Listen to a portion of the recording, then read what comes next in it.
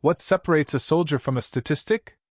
In the brutal crucible of Vietnam, the answer often came down to one thing: a will to fight. Even when the enemy was unseen, the jungle was unforgiving, and death lurked behind every leaf.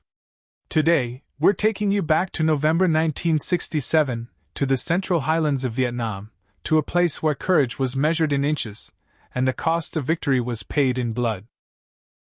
This is the story of the Battle of Dak To, and the infamous, meat-grinding assault on Hill 875. By late 1967, the Vietnam War was a grinding machine, and the Central Highlands, a dense, triple-canopy jungle wilderness bordering Laos and Cambodia, was a hotbed of North Vietnamese Army, or PAVN, activity. Their goal?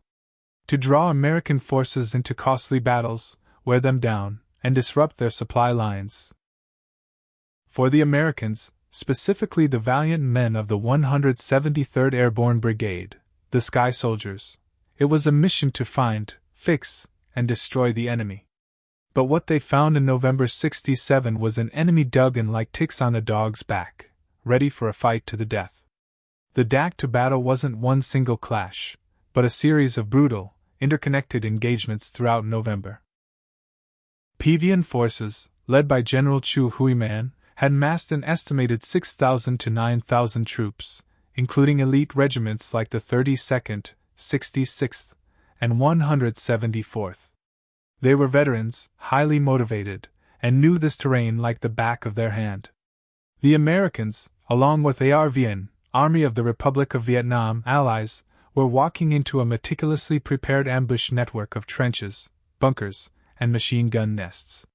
This wasn't just a battle. It was a trap. Imagine yourself there. The heat, the humidity, the biting insects, the constant fear. Every rustle could be a sniper. Every step could trigger a booby trap. The jungle was suffocating, reducing visibility to mere feet. This was the arena for the Sky Soldiers as they began their search and destroy missions, pushing deeper into the PAVN stronghold. Early skirmishes were fierce, bloody, and set the stage for the main event. And then there was Hill 875. A nondescript elevation in a sea of green, but strategically vital. The PAVN had transformed it into a fortress. It was a spiderweb of interlocking fire, camouflaged bunkers, and tunnels, designed to bleed any attacking force dry. The men of the 2nd Battalion, 503rd Infantry Regiment, 173rd Airborne, were given the unenviable task of taking it. On November 19, 1967, the assault began. As the Americans pushed up the steep, triple-canopy slopes, they were met by a hail of automatic weapon fire, grenades, and rocket-propelled grenades. The PAVN had the high ground, perfectly zeroed in on the approaches.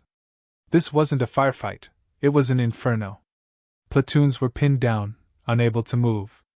Casualties mounted rapidly. The jungle, once a hiding place, became a killing zone. The fighting was desperate, often hand-to-hand. Soldiers clawed their way forward, using every ounce of courage. Medics became heroes, often exposing themselves to enemy fire to reach the wounded. They dragged comrades to makeshift aid stations under relentless bombardment. The air was thick with the smell of cordite, blood, and fear.